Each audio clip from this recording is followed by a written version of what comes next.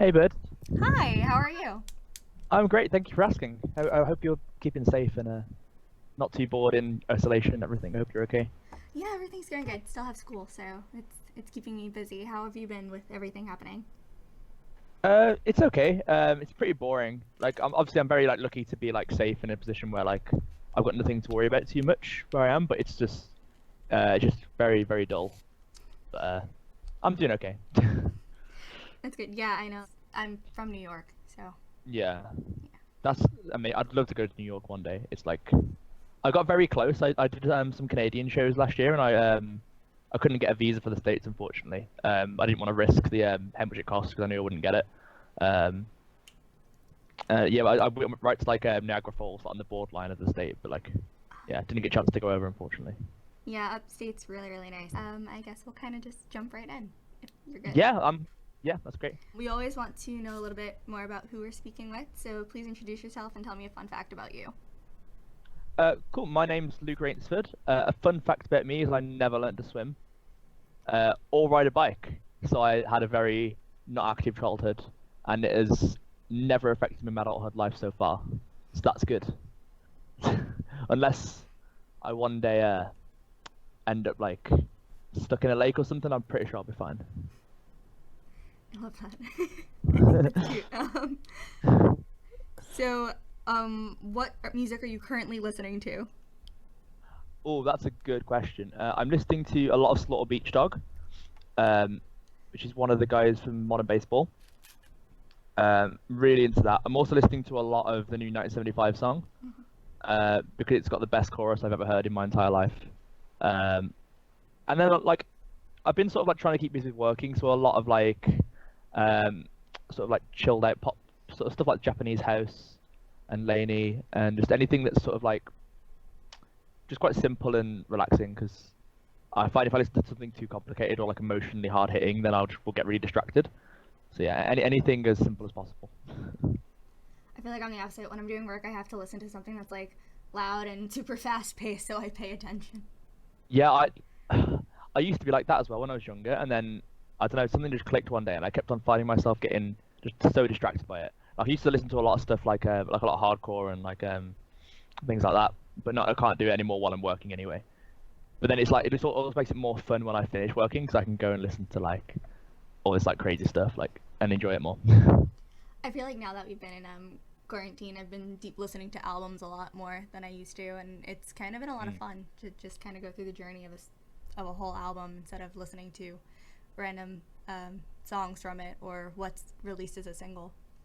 Yeah, it's so nice. Like I think it's something that a lot of people have lost in the like sort of the past decade or so, and it's really sad because I've always loved records. Like, um, I've always wanted to like make records as opposed to singles, but it's also hard from like the artist perspective as well because people's attention spans are so short now that like releasing albums is harder as well, which is a shame because like as much as singles are fun and like you can keep new content and you can keep it all coming, it's not the same as like having like a full thought out package that you can like properly share with someone. It's yeah.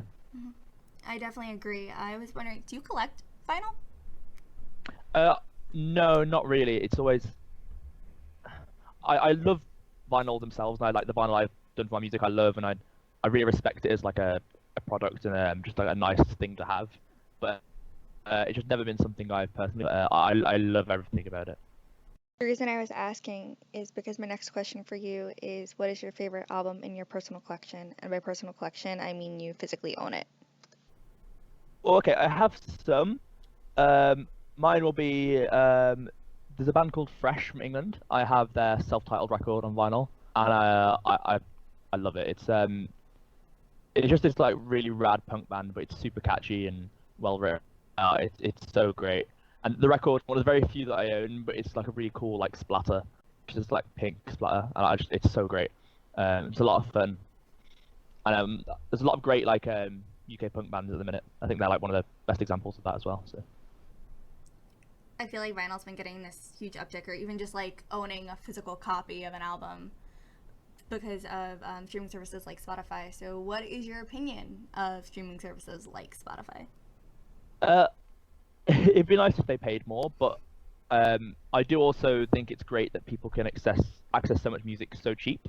because growing up I couldn't have that much music because I didn't grow up with much money, so I was very limited with what I had. So I never liked pirating music. I liked to like pay for everything, but it meant I was sort of stuck with the same sort of like 5 or 6 albums, and I'd like have to buy more when I could afford it.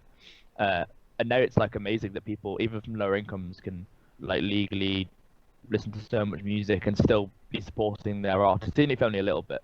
But I do think like a CEO is making like millions and billions off something, they'd be able to pay the actual artists who are making them that money more. I feel like that's a no-brainer. But there's positives and negatives to it as well. Like I say, personally, I'm thankful for it as a small artist because it makes it a lot easier for me to actually get people to hear my music. But I know for like bigger artists, when it's like their complete income, their main income, it sucks to lose out on what you're entitled to from producing something. So I feel like Spotify is great for exposure. I've found some of my favorite artists just by going through the daily mixes or those algorithmic playlists that they make for me, and it's great in that regard. It opens doors. For sure, and like I love the whole thing of like fans also like when you click on like an artist and you can see other artists that like people are listening to, artists are listening to, and you can just go down these like really cool holes of like finding these like kind of obscure bands or artists, and it's so great. Like there's so many bands I love that have like inspired me so much that I would never have found without streaming services like Spotify, and that's really cool. I think people are too hard on these sort of things, but they sort of like they see the numbers of what people are being paid and they immediately write them off. But I think it is, like you say, for exposure for small artists, it's amazing. Yeah, it's great. There's a lot of things that I love about it. What musicians inspire you to be a better musician? Oh, that's a great question. My main influence for that is Dan Campbell from the Wonder Years, who's one of my favorite bands, and it's mainly his writing that, like, because listening to their records, like from earlier to the most later records, his writing has got so much better, and it's cool seeing that someone I look up to so much started out like with such humble beginnings, and was sort of like making similar mistakes musically that I may have made and stuff, and then it's cool seeing that journey and being like, oh, I can sort of learn from that and take what inspiration I want from that. But also, I'm really inspired by bands that change their sound drastically. So like Paramore, I'm really inspired by. I think that's rad. They can go from this like really established like alternative rock band and then just come out with a pop record and it still be like really good quality and well received. And I think that's really cool because I think especially with like sort of single culture and streaming culture, it's like the concept of a band making just one kind of music is kind of dying. And I love the idea that bands can just sound whatever they like.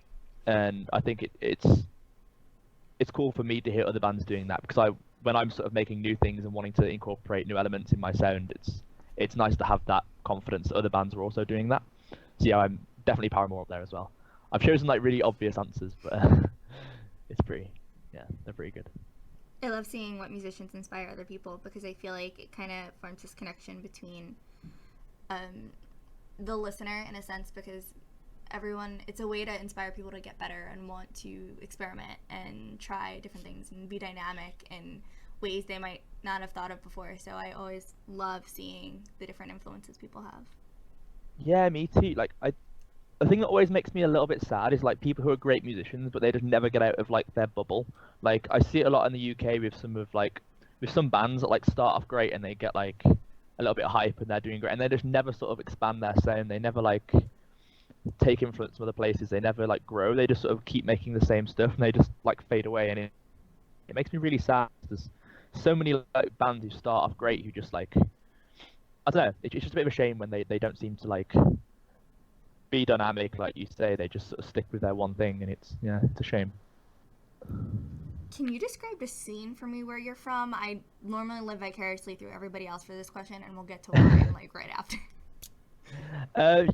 So the UK is pretty rough for live music at the scale I play at.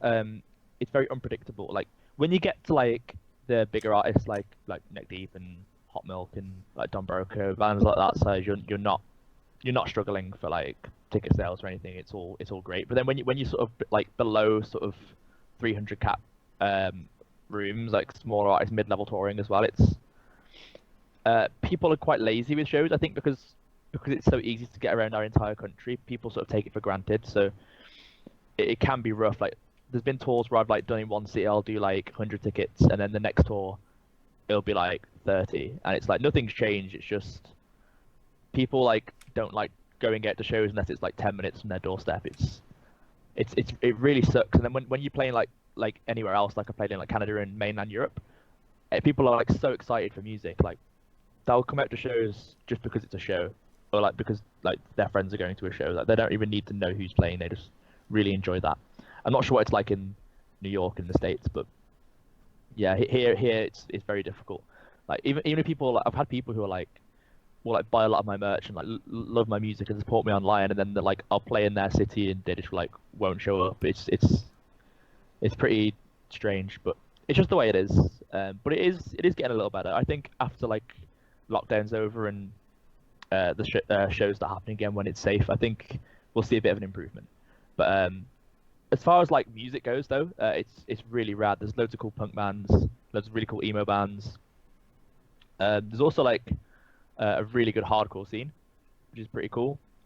So yeah, we've got quite like a musically we've got a great scene, but I think a lot of people struggle with especially a lot of smaller bands struggle with ticket sales and sort of hype. But it's getting better. Where I'm from Staten Island, New York, and I always tell people this. There's sadly like no scene here. It's very disappointing, because as School of Rock was filmed at my school, and Yeah, in this when I read that, it's so cool. it's inspired so many people, and we don't have a scene here, and like it's very upsetting. Because like you see this iconic like school building. It's the one where like Jack Black's character is like in the van, and then you just see the school. That's where we have class. And then you have the first School of Rock music school, which was the old apartment, and then we're kind of just like, we have nothing here. Maybe some cover bands, maybe one venue will let a band play if you're lucky. So it's very upsetting and sad. I always have traveled to like Jersey to go see music. So it's still cool that you'll do that. I think that's rad. That like I love hearing stories of people traveling to go just see music, because I think we're so lucky to have that. Like to have like these scenes and these places people can play, and I think people take it for granted a lot here. So I'm so happy that like you do that and people are willing to do that over there. That's so cool. Yeah, I feel like people here, from what I've heard from like my friends and stuff, they'll travel like halfway across the country to see a band that's playing just because they're not coming over here.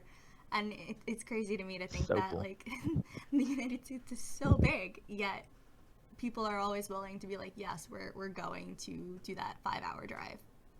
I have so much respect for that. I've had shows where like I've like had people ask me to go to a certain city and then they won't show up. We'll have someone like fly from Germany to go, and it's like this person's flown from Germany to the UK just to see like this weird acoustic guy play some songs, and then like you won't like travel like half an hour down the road. It's like it makes me really sad that like, but I'm also so happy that people like love music that much they'll do that, because I've done it in the past. I've traveled like hours and hours to go to a show. Like I tried to get tickets to the My Chemical Romance reunion show in in the I was like willing to fly to that, but yeah, not to be. But I think it's so cool when people do that. One of my friends actually got tickets to the reunion tour. Wow, that's amazing. I got it for the UK, but it's probably not going to happen now. But that's fine. That's that's how it is. But I'm so jealous of anyone who got to go to that show. Someone once told me that they think, because like obviously when everything gets better, I feel like everyone in the world's going to start to tour again at the same time. So I think it's going to be a very crazy time for the music industry, for people planning to be like, oh my god, I have to figure out who I'm gonna see and when, because I don't know, I just think everybody's gonna come out at once, and it's gonna be a time. It's gonna be rough. Yeah, it's something that's like affecting everyone now, because people are trying to like plan release schedules and plan touring again. Like I've had a tour that's reorganized like 3 times because of different reasons, and then because of like the situation, it's had to be like rescheduled again. But it's like, is there any point in trying to reschedule it? We don't know how long it's gonna go on for. It's pretty tough. But yeah, it's really exciting to know almost made like bands a lot hungrier, I think, which is cool. Like I think you can't really be lazy in this environment. I can't just skate by anymore. You have to like be creative and think of new ways to like push a release. And when touring, and it's like even some like me and some bands that I get on with, like I want to be better than them, but I want to push them to be better than me at the same time, if you know what I mean. And I think this environment will really like nourish that and encourage it. I feel like right now it's a lot of like staying relevant and current and communicating with people in ways that may not have been the communication method before. But at the same time, I feel like music's kind of been this one factor that's bringing so many people together right now. And it's great to see everywhere and the impact it's having on so many. Yeah, 100%. It's amazing. Like seeing all the bands doing live stream stuff. Like I've been doing that. Just seeing like people like find like cool. A few bands have been doing music videos from their homes, which is rad. Yeah, it's just really cool. There's a lot of positives to take from this situation. Like I know it's an awful situation. It's cool seeing people not let it like affect them, and they're still able to create content and have that connection.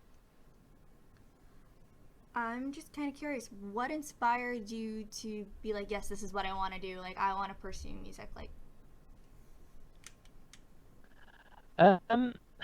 growing up like super academic, I was very like pushed into certain things like matches at school and stuff. And like I first started, and I was like never like what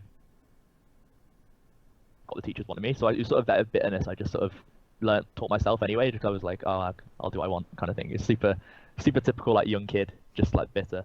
And then I just really got into it, and then I was played in loads of punk bands and stuff. And it was always just fun. It was never like a career or anything. It was just I want to do this because I love it. And then I joined this band.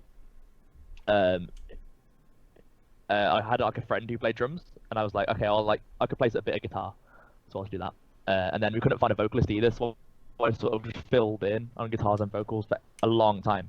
And I just sort of from that point on, my like mindset changed completely. It was like being able to like create something, and it gave me this voice I never felt confident to express, about being able to talk about my emotions and talk about certain aspects of myself that I would never have dreamed of talking about before. And like in that moment of writing these songs and having that platform to talk about it, everything clicked, and it was like I don't want to do anything else ever again. Like from that point on, like I still have like jobs here and there, like when I need to, and it's just not, I just can't do it. Like I really struggle with like just feeling like I'm making someone else money. I like it's not about money for me. It's like I like knowing that I've earned income, but in like on my terms, and I'm doing things in the way I want to do, and I'm making other people happy, not just like So I guess that's what sort of inspired me to do it, is like knowing that like what I'm doing is like a really positive influence on other people's lives, and that's such an honor to have, knowing that I can write something that someone else can resonate with, and the fact that I get like money, it's just amazing that I can do that and like live off that. It's the coolest thing in the world, and I think I'm very lucky to have that. But I think it's so much better than working for the minimum wage in a job I hate. I can tell you're definitely passionate about music, and honestly, you kind of hit the nail on the head on why I reach out to the people I reach out to. I personally have to feel something from your music, or like form a connection and have it be relatable in a way where it like makes me think about things that maybe I wasn't thinking about before. And I think it's a way for music to kind of speak about things that maybe other people don't want to talk about, but it just kind of exists in a beautiful place.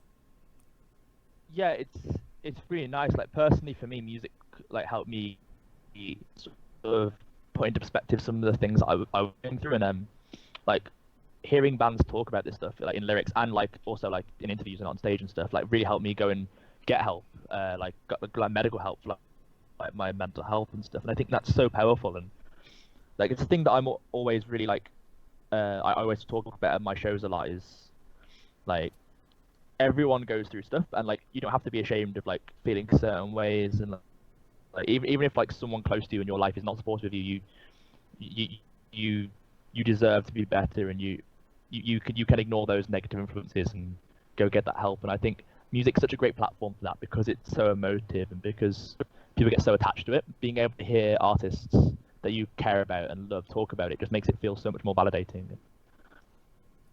Like for me personally, to be able to do that myself is such an honor. Like it's I can't even put it into words. It just feels incredible knowing that like I've been able to like help people. But one thing I always make clear is that like people like do the work themselves. I just write songs and talk about stuff that means something to me. But like if I never really like saying I help people because people do all the hard work. Like they're the ones who go through these awful situations and come out the other side. And I think that's so incredible. I think people don't give themselves enough credit. Like as much as music is amazing for helping you get to that point, it is like 99% you that has done the work. So yeah. What is your favorite part of a song that you've written? It could be a lyric, a guitar riff, anything. So that'll be out called Tiptoe. And there's like a ridiculous over the top like 4-part Queen style guitar harmony that is like the funniest thing that I've ever put on a song. It was like a thing that when I was making the record with my producer, we did as like a joke because we were just like going a bit insane being in the studio for like all these long days, and we just started like and we turned what was originally like a sort of a chill kind of like happy love song into this like really inspired pop rock song with like a guitar solo and like really over the top like heavy riffs that almost don't suit but are like so ridiculous that it kind of works. So yeah, it's just like just before the second chorus is this like 4-part guitar harmony that just sounds straight off a Queen record, and it's so much fun. And I think I just love it so much because it's just so not me. But that's what I really want to push with like the new music I'm putting out is like I don't want to be tied to a specific sound anymore. I just want to make stuff that I love and have a bit more fun with it because there's two sides to things. As much as I love making the really emotive music with like the really heartfelt lyrics, like music is fun. Music is an escape, and I want to be able to express that as well. So I think that part is like my favorite because it just exemplifies everything I love about music. Just being able to have fun with it, but also take it really seriously as well. Yeah. So that was very over the top and in depth what the question was, but. Yeah. Well, I can't wait to hear the song. It sounds like it's gonna be great. I kind of goes back to what we were talking about earlier with kind of breaking away from specific genres and trying new things. So I think it's going to be great to see do that and grow. So I'm excited. Okay, so my next question for you is: you mentioned you play the guitar. How did you pick that as your respective instrument? Like I said earlier, I played drums originally. Because I just used to like jam along to like 90s Green Day records, and it was great. But I always like wanted to. Obviously, couldn't really write songs with drums, so I just learned like 4 chords on the acoustic guitar, and just it was never meant for anyone to hear it. It was just like I was writing just because of the idea. I used to love writing poems and stories when I was in school, and they were all terrible. But I love the idea of creating, and then I guess I just sort of fell in love with like how simple a guitar is. Like I never play anything complicated on a guitar because I love how accessible. Pretty much anyone can learn like a 4-chord thing to like start writing and working with, and I think that's like you don't need to know any theory. You don't need to know anything. You just like need like a terrible like cheap guitar and something to say, and that's all you need. And I think it's great. And I think that's what really speaks to me about it is I don't need to be a great musician. I can just pick this thing up that I'm still not much better at now than I used to, make something that means a lot to me and means a lot to other people. And yeah, that's my favorite thing about it in the world. Anyone can. If I can do it, anyone can. I'm terrible at music, but I still like can make things that mean something to people. So yeah, guitars are rad. What's your writing process like? It's actually recently changed. So it used to be I used to write songs just me and a guitar, and I still sort of maintain that a good song will work with just the acoustic guitar and vocals, like chords and vocals, and if a song is truly a good song, that's all it needs. But recently I've been trying to experiment more. So for all the things I've released so far, it's always been I write down sort of just lines about how I'm feeling, and then I sort of will expand on those lines. I'll sort of like have like a notes tab on my phone where if I'm feeling a certain way, I'll try and describe it in a sentence, and then I'll like sort of use that as like a reference point to produce a song around. But now I'm trying to be more. I'm really working on my songwriting because I want to write.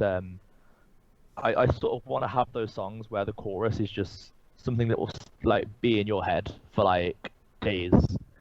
I really like when like you hear a song and it just brings you so much joy, and the chorus just is like on loop in your head, and you love it. I love that. So I've been like sort of starting with like writing a chorus and then building a song around it, which is a really new thing for me. Just sort of having all these sort of floating choruses without any like song around it. But it's really exciting because like when I know that a song's strong, I can then put in the same lyric process into that I've always done with like my emotions, and I get this sort of really strong song where I've got like this really great chorus that I'm really happy with, that I love, and then also these personal lyrics at the same time, and you know, I put it together, and it's like the best parts of my music combined into one, and it's been really cool to do that.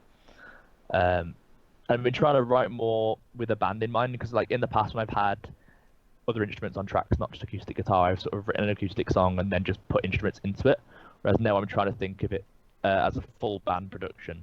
It's like sometimes I'll be working on an idea and I'll almost hear the full song in my head before it's even done. I just know exactly what I want it to sound like, which is really cool, because I know a song's gonna be great when I do that, because it just doesn't take as much effort. And I always think like sometimes I can work too much on a song and then I grow to hate it and it sort of gets a bit overdone and I put too much thought into it. But when a song just happens naturally, it's the best thing ever, because then it just feels right, and then I think if it feels right, then it's right. If you don't have to think about it too much, it's perfect. I love how you said that. I feel like some of the best songs are the ones that are written in the spur of the moment, just kind of based on what's been happening or what someone's feeling. And I think it's great on kind of how you said that. And kind of leads to my next question. Can you describe your sound for me in 3 words? Yeah. Sad, acoustic. Let me redo that. I'm gonna go for sad English boy. Because like most my music is negative, but I really like to push my accent a lot, because I get a lot of listeners that aren't from England, and I think a lot of people who aren't from England love our accent. We're the only people in the world who love our accent. Like English people hate our accent, or at least I do. But yeah, I love pushing that because it's just cool. Yeah, I guess that's it. Sad acoustic English. You say acoustic, but like because my new stuff's not as much acoustic focused, then I'm sort of running out of ways to describe it. And I'm really bad at talking about myself. Someone once told me if you can describe your sound or something in like less than a sentence, then you kind of have the summation of who you want to be or what you want to do. And yeah. On the topic of accents, I did an interview lately and someone pointed out my accent, and I didn't realize I had one until that moment, so I became very self-conscious of it. I really love like the sort of like Northeastern American and like that side of Canadian accent, because I think it's very similar. I just love that region's accent, and like Philadelphia, and all of like sort of that side of that continent. I love it so much. I think like a lot of bands I listen to come from that sort of area, and a lot of like the shows I've watched sort of have accents from that area. So I don't know, something about it I just love. It's great. My roommate was actually from California, so we would always sometimes we wouldn't know what the other one was talking about just based on like slang or certain accent vowels. It was a time. What's fun about my accent is like I'm from the Midlands of the UK, so a place called Birmingham, and I don't have much of a Birmingham accent, but we skip a lot of letters in words. It's very strange.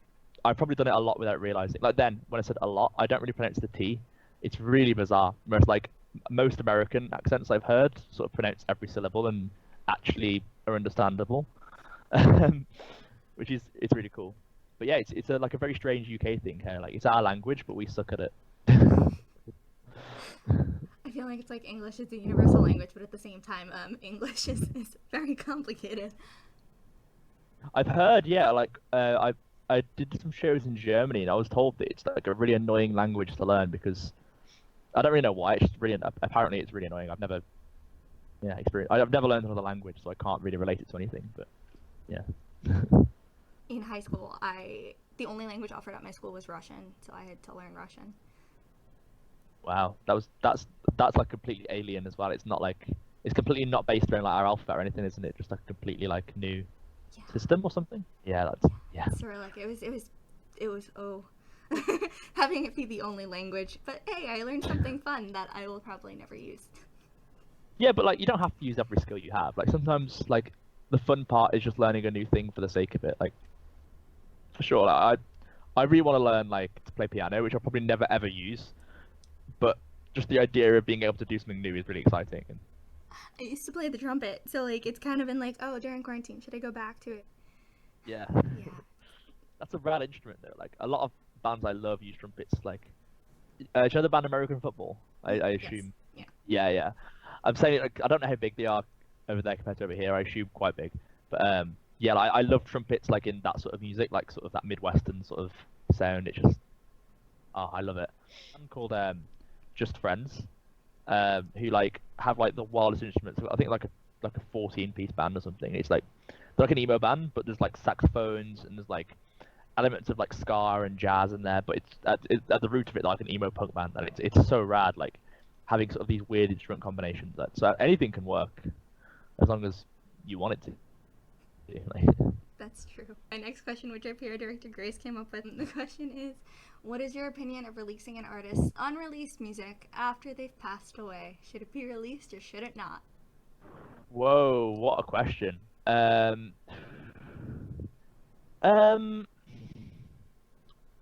Interesting. I think it depends on the reason for releasing it. So this is me answering without any time to think about this. So excuse if I say something dumb.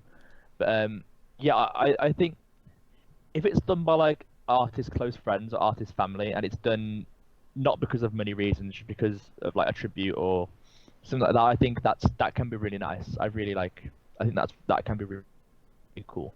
If it's done by like a label, purely for financial reasons, or like even like financial, but under the guise of like respect and that, I don't think that's cool. I think that's really bad. I guess personally, if I passed away, I'd love my friends to release it and just take all the money for themselves. But that's just me. But yeah, I guess it's something that I guess it's down to the artist. I don't think it's anyone else's place to comment as well. I think it's down to the artist, family, and friends to really comment on that. I don't think anyone else has the right to decide about that. It's not my place to say whether someone should or shouldn't. It's So we bring this up because we want to start a conversation about the topic because we feel like it's something that's been happening more prominently in the industry. The question came about because of the Little Peep songs that were released. And then yeah, Grace is like, they kind of sound like these unfinished bedroom demos. And then you have Mac Miller's Circles, which was released, I think, by his family, and the producer he worked with on it was the one who finished it, who like knew what his vision was. So it's pretty interesting to see the different sides of what's happened, and we want to try to bring up the conversation to talk about artist wills and maybe negotiating this into a contract. yeah, like it's quite a dark thing to have to talk about, but I guess it is something that's not really come up in the past as much. Like a lot of times in the past, it's been like greatest hits sort of things, which I think are completely harmless, I guess. But all like unfinished stuff is like, yeah, it's happening a lot more. Like it's something I've never really put too much thought into, but it's cool when you think about it, like how, yeah, it's wild. For me, it's like as much as my music is mine, it's like as soon as I release something, it's no longer mine. The music that I release is everyone's to do with as they please. Like if someone interprets a song a different way, that's their song and that's completely theirs. I have no right to police how people enjoy my music, like at all. And I think I would probably want to carry that on. Like if I passed away anytime soon, which I hope I don't, um, then I think I'd want people to still hear stuff, like even because like if I've written something that is unreleased but that might help someone or might just make someone's day a little bit better, then why shouldn't they hear it? Like I think that's I don't want to be selfish. Like it's just words, and like as much as those words might help people or help me, like it's yeah, the words can be very powerful, and I think I'm not the one to say what words may not help people, and I want to leave that to other people. And that's my opinion, I guess. That's a sweet answer. I love that.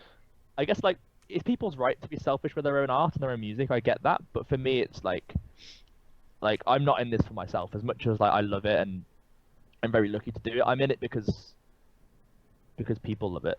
Like I don't think you can replace that with anything. Like the look on someone's face when you play a song they care about, or like when they're singing a lyric back to you, like it as much as it does feel very self-fulfilling, and I'm very thankful for that. And obviously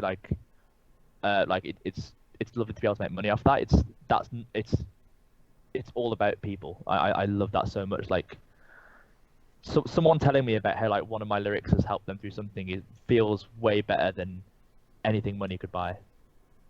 And I would never want to tell people what they can and can't listen to, like just because I would never want something I've written to be unheard, because that if that means something to someone else, that's more important than my ego. Music like this, it should be shared in a sense of like, I don't know, I feel like word of mouth has such a strong, powerful tool to tell people, hey, like, I know you really enjoy stuff like this, like, you should check out this artist, or you should check out this song, or like, this meant something to me, maybe it'll mean something to you. 100%. I think I'm sorry to interrupt you, No, but you're fine. Go. The whole thing of like, I don't know if you've done it, like making playlists for your friends and stuff, or like I do it a lot with like people I date. Like I'll like make them a playlist and be like, oh, here's some stuff I really love, and like I know your tastes, and I think you might like this stuff too. Or like, or even like people doing it to me, like, oh, here's something new you've never heard before. Here's some like some stuff I know you might not be into this, but it's what I like, and it's like an insight into other people's like mindsets. I think sometimes the songs you listen to say more about yourself than you can say about yourself sometimes, and I love that. I think it's such a unique like position in history where we can do that so easily. We can share these small artists and give them that platform just amongst our friends and create these cool little like networks of people around the world. It's so cool. That's so nice how you do that, like how you make playlists for your friends. I don't think anyone's ever done that for me. I'm normally like, hey guys. How I would normally share the music I listen to is when I lived at school, because I used to dorm at school. Now I'm home because quarantine. I would blast music, and my friends would be like, we can hear it from the staircase, and then it would become a point in my life where people on my floor would start playing the songs that I played, I guess because they heard it so many times. Or like when we had events, they would start to know the words and be like, I don't know how I know the song, but I know the song. And I'm like, yes, because I've probably played it for you for the past 3 years. That's really sweet. I like that a lot. That's cool. I'm definitely guilty of that, like playing my music way too loud in other people. Like sometimes I feel so judged. I'm like, oh, you can hear it from the hallway. Oh no. I listen to a lot of trash sometimes, so it's like it is embarrassing. Like sometimes when like my flatmates have been like, what are you listening to? I listen to like I'm really into like pop music, which is completely cool. As much as like emo and punk and stuff, I listen to a lot of trashy pop. Like, I got really into Taylor Swift last year, and like I loved her music, but it's also pretty like embarrassing to be this like guy covered in tattoos who like likes to keep a reasonably cool kind of demeanor, just like blasting like early Taylor Swift and just like getting sad. It's great. I love this image. I'm sorry. I think that's great. I mean, like, I'm gonna be 100% honest. Stuff that's on the radio, I don't know what it is. So like my staff would have to update me and be like, yeah, this song's popular, and I'd be like, all right, I'm gonna trust you. But I think that's because at least I feel like where I am, it's the same 20 songs on the radio. They all kind of sound the same. And it's upsetting because I know these are fantastic artists that can be doing so much and influencing so many people in different ways, and yet they're all sampling the same beats, or it's all the same tempo with no climax. When you get like those trends happen and you just hear like the same, it is very frustrating. Because as someone who loves pop music, I also hate pop music at the same time. Like I will always like fall in like one sort of sound or song idea, and then I'll hear it done like 100 more times just on repeat, and it'll make me hate the things that I liked, and it's so frustrating. It's really frustrating hearing it, because like there's so many artists out there who are doing these really creative things, and like the amount of times it's happened to me where like I've written some cool stuff, and then before I've had a chance to make it into a real thing, like it's already come and gone as a trend and become like this really annoying thing that's happening, and it's so frustrating how fast it moves. And it just stems down to these like big companies with all this money who just like find one thing people like and then make loads and loads of little packages, like these pre-packaged things, just like shove it out, make loads of money, and then by the time that it's all over, they've already found the next thing and like package it all together. And you see it a lot with like the whole like emo trap sort of thing, that like with Lil Peep and stuff, how like how big like Juice WRLD got and how big Lil Peep has got, and but that started out as like SoundCloud, like you know, to like these small little communities and stuff, and it's like almost it's not a bad thing, because like fair play, people are like making money off like something they're passionate about. That's rad. Like I'm not gonna like gatekeep like a style or a type of music, but it is sad to like sort of see like all like the sort of like heart and soul go from it a little bit, I guess. No, I agree. It's definitely sometimes this pre-produced idea. I feel like the formula's in play, and the formula has been overused. Yeah, for sure. It's like I guess it's not even really like appropriate in like this day and age for that, because I think people see through it now more than ever, because there's so much music now that they've got choice back. Like when it was just radios and CDs, it was almost like they could do that and no one would know.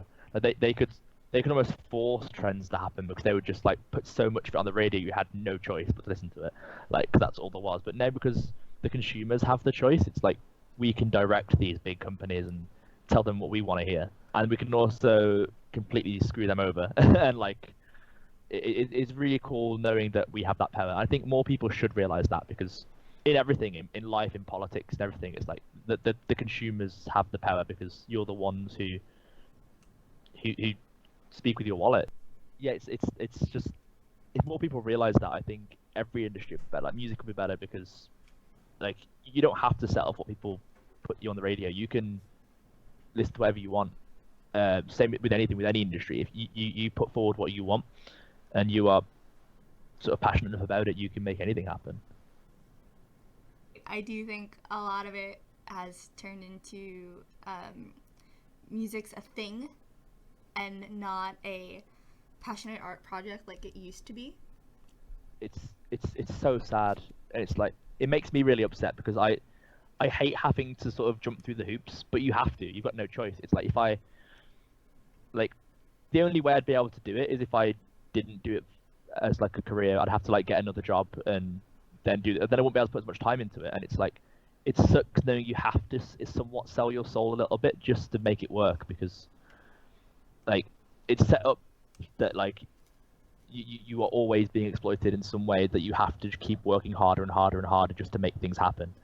And it sucks, because it's like I always want to think like, what could I be doing if this was like, if I was actually more self-sufficient with it, if I didn't have to like do certain things I didn't want to do just to make things happen. Like what would I be doing, or what artists would be making amazing things if they had the resources to do it? Like there's so many artists who will never release something that would change someone else's life because they can't afford to or don't have the resources, and that's really upsetting to me, knowing that like maybe there's someone who like somewhere who like didn't get the help they needed to get because they didn't hear a certain lyric from someone at the right time that would have written a song and released it, just because they didn't have the means to put that song out. Do you know what I mean? It's awful. Like, and I get that, like, you know, like money is unfortunately exists, well, arguably, and I get that, but like when it's become how can we make the most money, not how can we make the best art, that's not not what it's about. I hate that. I agree. Like, I'm only on the receiving end of music, so I only listen to what's been put out, and it's just crazy. It's just, I don't know. It's an unfathomable thought to think that like someone who's so passionate about something isn't doing this or releasing what they want to release just for that purpose. Yeah, like I try and balance it. So I try and like everything I release is something I care about and I love, at least at the time. Like some of my older stuff I've grown to dislike, but I know at the time it meant a lot to me.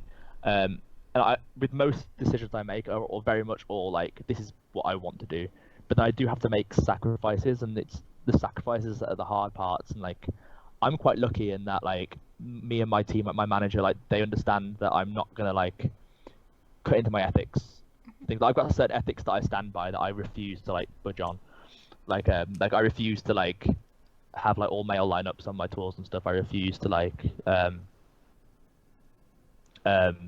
work with artists who like I know for a fact like act certain ways around fans or around women, or like there's certain ethics like that, or I refuse to like do anything just to make money off people who like my music. Like as much like, obviously I sell merch and stuff. I refuse to like exploit people's kindness. I refuse to exploit people's love for my music as well, because I think I don't just want to assume people will give me money because they like what I do. I want to make something great that they willingly want to pay for, if you know what I mean. So those ethics, like they hold me back in some ways, because like there's so many more tours I could do if I didn't follow those ethics. There's so many more opportunities I would probably get as well. Like I think if I like stayed quiet and didn't talk about things that bothered me in the music industry or in politics in general, I'd get a lot more people who wanted to work with me. But at the same time, like I'd rather like know that like with my music I've had that platform and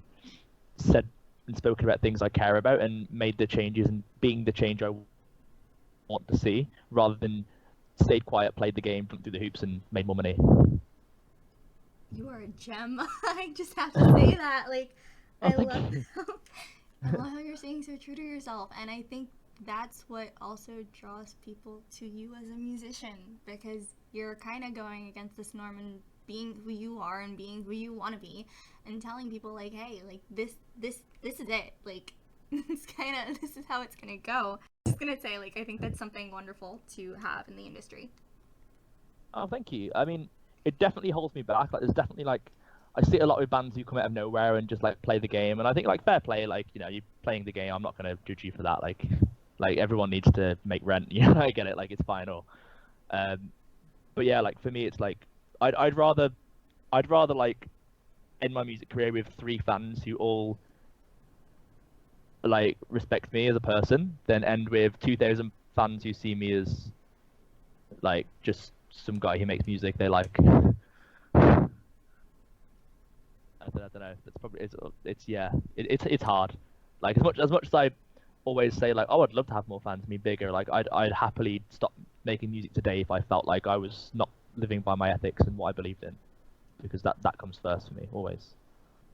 You're an amazing person. I just have to say that before I go on to my next question, which is completely different and much more lighthearted.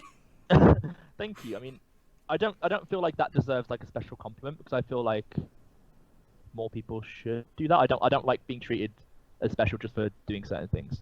Like I get it a lot with like a lot of like artists will say like thank you, because like I'm very like I've got this thing where like I like have to have lineups like at least half not men. It's like at least like bands like non-binary or like trans or women in, or even like not white, just like anyone who's not like a straight white guy basically.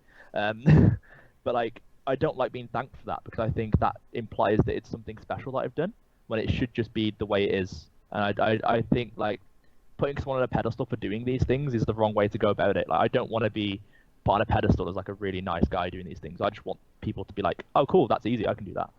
Like, I think it's wrong to do it for like for the reason of like the platform of like, oh look at this, like someone once like wrote an article like, oh the nice guy in music. I was like, I don't want that. Like I just no. Like I'm a very privileged man. I don't need more praise. Okay. My next question for you is, what is the weirdest or funniest question you've ever been asked in an interview before? And then I'm going to ask you to answer it. Cool. Let me think about this. Okay, I have the most awkward one. Okay. So I'm a solo artist. I played my first big festival. I played Slam Dunk 2 years ago. I'm not going to say who it was or what the performance was, because I don't know. But it was clear this person had no idea who I was, which is fine. Didn't expect them to, but you'd think if you were interviewing someone, you'd at least have looked into who they were a little bit. They asked me the question, how did I get my band name? And I was like, I mean, as a solo artist, that's a very interesting question to receive. It's like, do you think I'm using a fake name or a stage name? Which is like, I guess is a reasonable thing to assume. But yeah, I guess if I had to answer it, it'd be, I was baptized under that name, I guess. My birth name. Okay, so we have a question that normally follows this one. Yeah. And the question is, if you can be any item in the kitchen, what would you be and why? Ooh, that's a great question.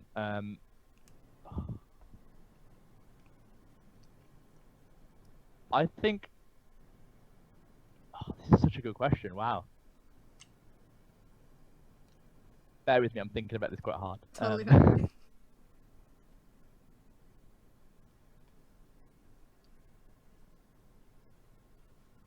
I think.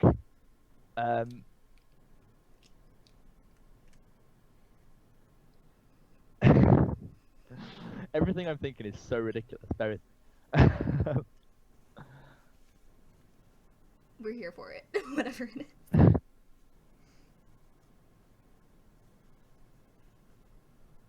I think I'd be. You don't really have kettles in the States, do you? You like boil your water on like a stove, don't you? In the States, is that right? A teapot? Oh, okay, yeah, we have like kettles that are like these, like, I don't know if you have that, like electric, and like they boil water for you. It's one of those things where like there's a cultural difference without realizing. But yeah, I'd be a kettle, because I think it's like something that, this sounds really sad, but something that people take for granted a lot, but you're really glad is there. I didn't mean that to sound as sad as it was.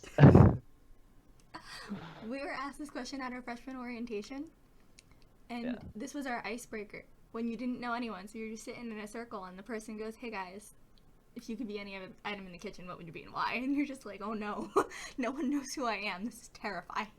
Yeah, I think I always hate those sort of things because they're always meant to like make it less awkward, but I think they make it more awkward because I get really anxious about stuff like that because I'm like, oh no, I've got to say something that people aren't going to think I'm some weirdo. And I get really, like, it's fine over like this sort of situation, but when you're in like a big group and it's just like, oh no, like what I say now is going to be people's first impression of me forever. It's like, oh, I can't do it. Like, I don't know, but that's just, I know people love that sort of thing, but I get really anxious about it. Like, I never want to seem like a weirdo, even though I definitely am. And I think when I'm more comfortable with people, I can have these weird conversations. But when I'm in this big group of strangers, I get really self-conscious about it.